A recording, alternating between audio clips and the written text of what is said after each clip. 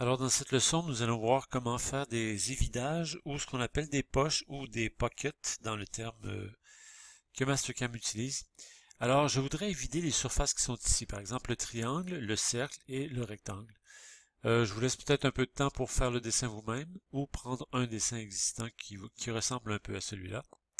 Alors dès que votre dessin est fait, vous suivez la leçon comme suit. Alors on y va.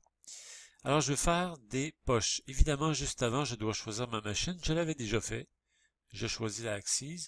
Je rappelle comment on fait. Machine Type, Router. Probablement qu'elle est déjà dans la liste. Sinon, elle est dans Manage List. Quand c'est fait, Toolpath, Pocket. Qu'est-ce qu'on me demande? Un nom de fichier. J'accepte par défaut. Et on me demande de choisir des chaînes. La première chaîne étant le triangle ici. Le sens d'usinage ou de chaînage a peu d'importance pour une poche. Vous verrez pourquoi. Je choisis également le cercle et le rectangle. Je valide. Dans les parcours d'outils Pocket, évidemment, je dois aussi choisir un outil. L'outil en question, je vais choisir dans ma librairie. Laquelle librairie? ENME, c'est la meilleure pour nous. Et je vais choisir un couteau d'un rayon de 1/4 de pouce de diamètre. Je valide. Je donne une profondeur de coupe de 1/4 de pouce également. 0.25, n'oubliez pas que ça doit être en négatif.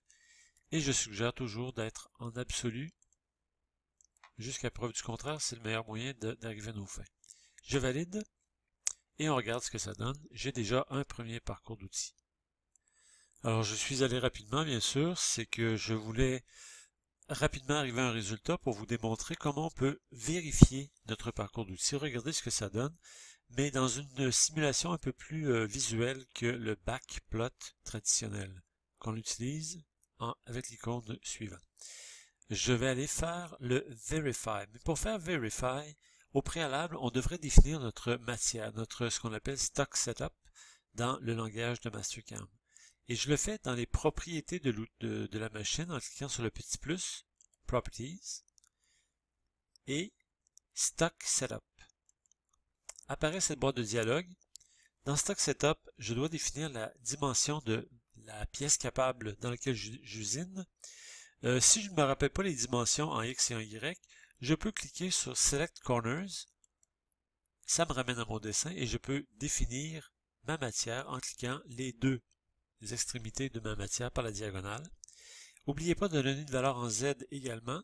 Par exemple, ici, disons 1/2 pouce, 0.5, toujours en positif. Et n'oubliez pas aussi de vérifier que l'origine, dans mon cas étant au milieu de la pièce, indique bien 0, 0, 0. Si ce n'est pas le cas, vous pouvez cliquer sur la petite flèche et aller pointer l'origine qui vous intéresse. Dans mon cas, c'est le centre de la pièce. C'est bien le 0, 0, 0. Ça va bien. Si j'avais affiché mes coordonnées avec F9, j'aurais pu pointer aussi l'intersection de mes coordonnées. N'oubliez pas aussi de faire Display. Question de bien voir la pièce dans notre environnement 2 dimensions. Vous allez voir tout à l'heure qu'est-ce que je veux dire par là. Je valide. Alors si je regarde en vue isométrique, on voit la pièce qui a été définie parce que j'ai cliqué sur le bouton Display. On voit les petites spirales d'entrée, j'expliquerai ça tout à l'heure. Et je vais faire une simulation avec le backplot traditionnel, juste pour voir ce que ça donne. Je valide et je joue mon simulateur. Je pourrais faire apparaître l'outil ou non. Et jouer avec la vitesse. Et je vois ce que ça donne. Alors vous avez vu un premier parcours zigzag et une passe de finition qui est venue lécher le périmètre. Je valide tout ça, c'est bien. Mais je vais vous parler d'un deuxième simulateur, c'est-à-dire le Verify. Alors je clique sur Verify, le bouton qui est tout juste à droite du backplot. Ça m'amène dans un autre logiciel, c'est un autre environnement de travail.